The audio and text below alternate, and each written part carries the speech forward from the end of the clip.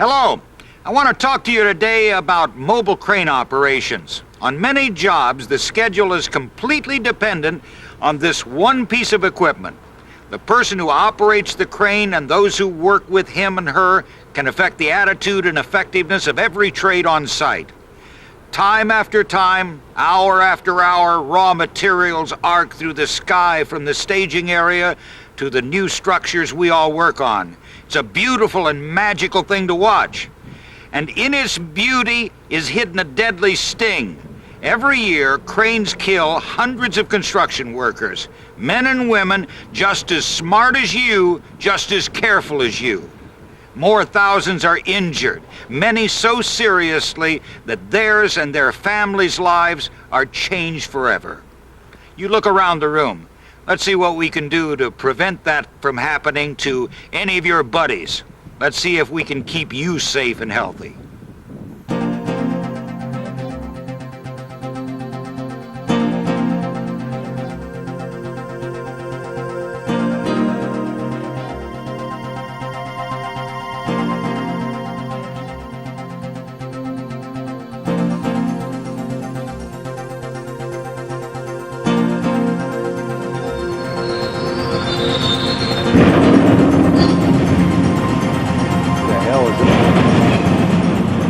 What's going on here?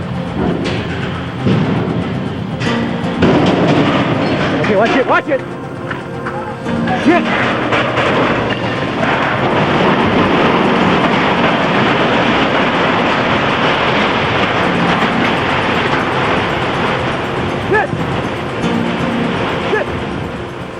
The scenes you just watched are captivating, maybe even more so because workers died in those accidents or were seriously injured. It doesn't have to be something so dramatic as a catastrophic failure to be dangerous. Here are the hazards of working around cranes. You can be electrocuted when the crane or its rigging or its load contacts an overhead power line. You can be caught in the rotating machinery and the lifting apparatus, or crushed by the swinging superstructure of the equipment. You can be struck by a swinging or falling load, or even falling parts of the crane itself. Many of the electrocutions suffered by our industry every year involve cranes. On many jobs, you simply must accommodate the presence of power lines. Both OSHA and ANSI have regulations covering working around power lines. Perhaps the primary rule to remember is OSHA's power line clearance distance formula. It says the distance shall be 10 feet plus 0.4 inches times the number of kilovolts above 50 kilovolts. That means that the line clearance distance for, say, 100 kilovolts would be 10 feet plus 20 inches. 0.4 times 50, or 11 feet 8 inches. Of course, to make this calculation, you'll have to call the utility company that owns the line to find out the exact voltage of the power line. If the crane or the load contacts a power line, do not approach the crane or the load. Immediately call the power company to de-energize the line. And hardest of all, do not attempt to go to the aid of a downed worker.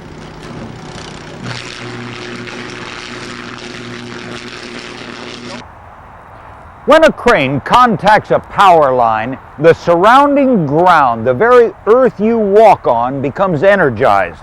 The potential difference between two spots on the ground can be sufficient to cause electrocution. If you must move to evacuate the area, use very small shuffle steps. This avoids the dangerous potential differences that may occur from spot to spot on the ground. The crane operator will attempt to break the contact with the power line, but often that's not possible. Fire is a possibility, so in addition to the power company, the fire department, police department, and the emergency medical response team should be notified. Many workers are injured and others die each year by being crushed by the swinging superstructure of the crane. That's why we erect these barriers to define the danger zone. Stay out of this area. It's an OSHA rule. There are moving parts on cranes that can maim or kill. gears, chain drives, belt drives, feed rolls. Wherever possible, OSHA requires that these danger areas should be protected with guards. But a crane takes a beating on a job site. A guard that was in place in the morning may be missing later in the day, so be very alert for these hazards when working near the crane and its rigging.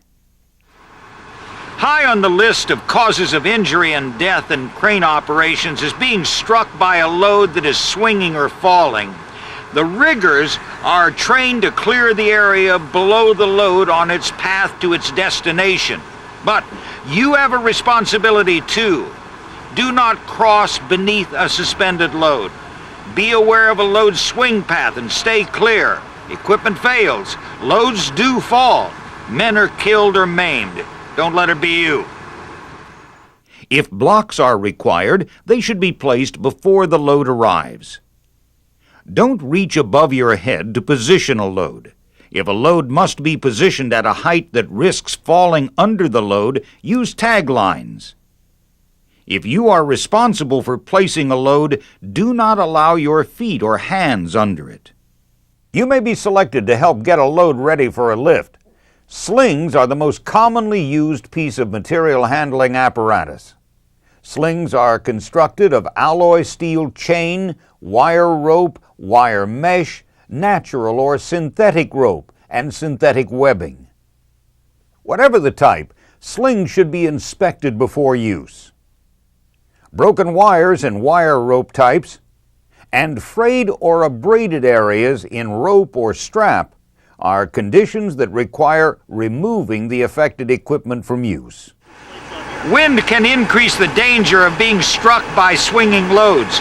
Wind can increase the possibility of losing control of certain kinds of suspended loads.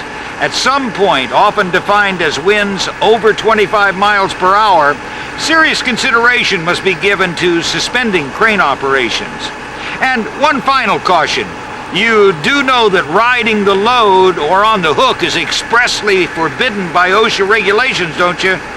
Well, consider yourself advised.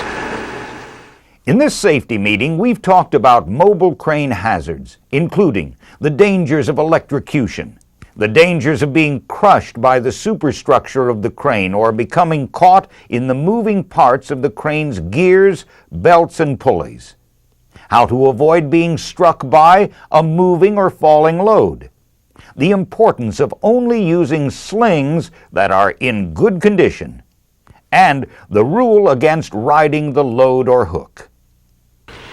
From the smallest to the largest crane used in construction, these are heavy and powerful pieces of equipment. Don't take them for granted.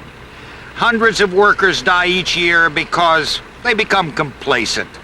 Don't you become a statistic.